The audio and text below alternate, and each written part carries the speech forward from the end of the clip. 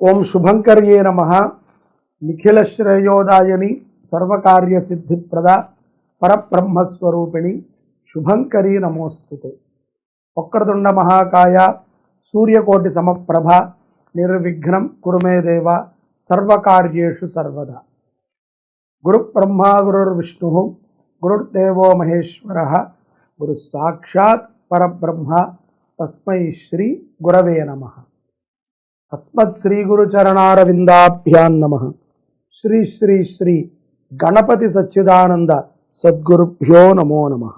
మీనరాశి వారికి ఆగస్టు నెలలో గల గోచార ఫలితాలను తెలియజేస్తున్నాము, శ్రద్ధగా ఆలకించండి.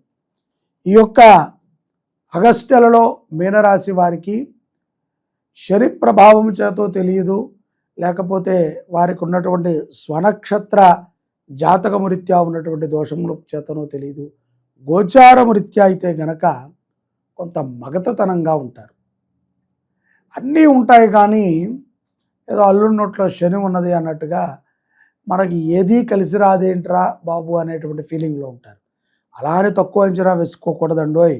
అన్నీ బాగా కలిసి వస్తున్నాయి మీనరాశి వారికి, అన్నిట్లోనూ కూడా రాణిస్తున్నారు, కానీ తృప్తి లేదు.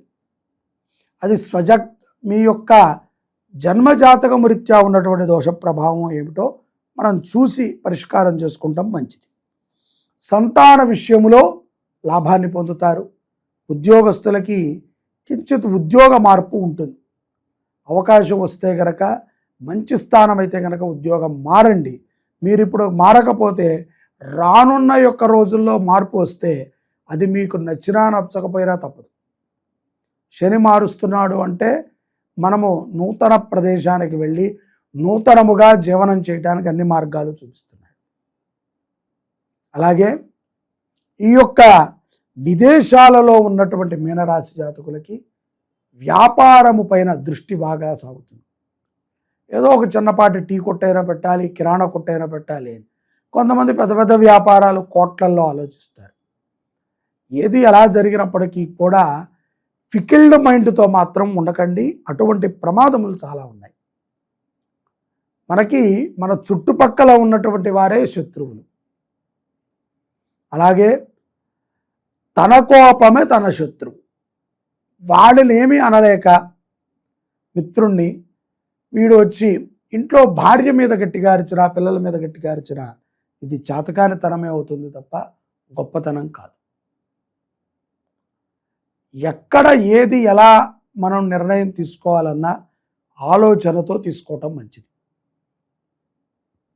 అప్పు చేయకండి, అప్పు ఇవ్వకండి. అప్పు ఇచ్చేటువంటి వాళ్ళకి తీసుకునేటువంటి వాళ్ళకి మధ్యలో ఉండకండి. తప్పదండి, మా వ్యాపారమే అదే అనుకుంటే ఇక అది మీ కర్మ కూడా అదే అనుకోవాలి. అలా వచ్చేటువంటి కమిషన్ వ్యాపారం మీద బతికేటువంటి వాళ్ళకి కొంత ప్రమాదాలు ఉంటాయి. భూ సంబంధితముగా కూడా కలిసి వచ్చేటువంటి సందర్భాలు ఉన్నాయి. మీనరాశి జాతకులు పౌర్ణమి తర్వాత కొంత అనారోగ్య సమస్యలకు గురవుతారు. జ్వరమనో, దగ్గనో, లేకపోతే చెవుడికి సంబంధించినటువంటి పేననో, ఈ యొక్క మూడిటికి సంబంధించినటువంటి విషయాలలో కొంత జాగ్రత్తగా ఉండాలి, అప్రమత్తంగా ఉండాలి. అలాగే విందు వినోదాలకి హాజరవుతారు. పౌర్ణమి తరువాత మీ గృహములో జరిగేటువంటి ఒక కార్యానికి మీరు ఆధిపత్యం వహిస్తారు. ప్రభుత్వ అధికారులతో సత్సంబంధములు ఏర్పడతాయి ఆగస్టు మాసంలో మీనరాశి జాతకులు. అవసరం ఉంటేనే పెట్టుకోండి. ఏదో గోచారం రీత్యా చెప్పారు కదా అని చెప్పి సీఎం గారి ఆఫీస్ దగ్గరికి వెళ్ళి ఉంచోకూడదు. అవసరం ఉంటే ప్రభుత్వంతో ఏదైనా మనకి పని ఉండి మనం చేయించాల్సి ఉంటే, మనమే చేయాల్సి ఉంటే అప్పుడు అవసరం అందరికీ ఉంటుందిలేండి. ప్రభుత్వంతో ఆ పనితో మనకి అవసరం ఉండి ఆ అధికారితో అవసరం ఉంటే మీరు ప్రయత్నిస్తే అది మీకు సులభముగా లభిస్తుంది. ఉద్యోగ ప్రమోషన్లో కూడా మంచి ఆనందాన్ని పొందుతారు మీనరాశి జాతకులు. ఈ యొక్క విదేశాలలో ఉన్నటువంటి వారు కూడా పౌర్ణమి తర్వాత వ్యాపారములు చేయటానికి సంసిగ్ధులై దానికి సంబంధించినటువంటి వనరులని ఏర్పరచుకుంటూ ఉంటారు.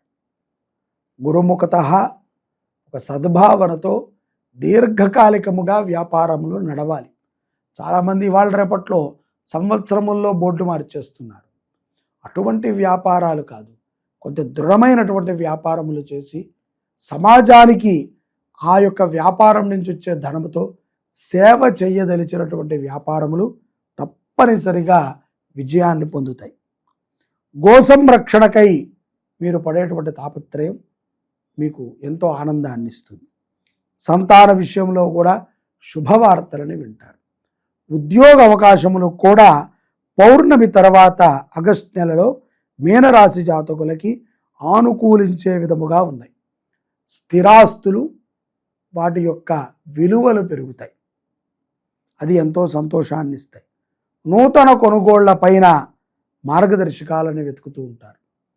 భార్యాభర్తలు ఇరువురు కూడా చర్చించుకుని మంచి మంచి కార్యాలను చేస్తూ ఉంటారు.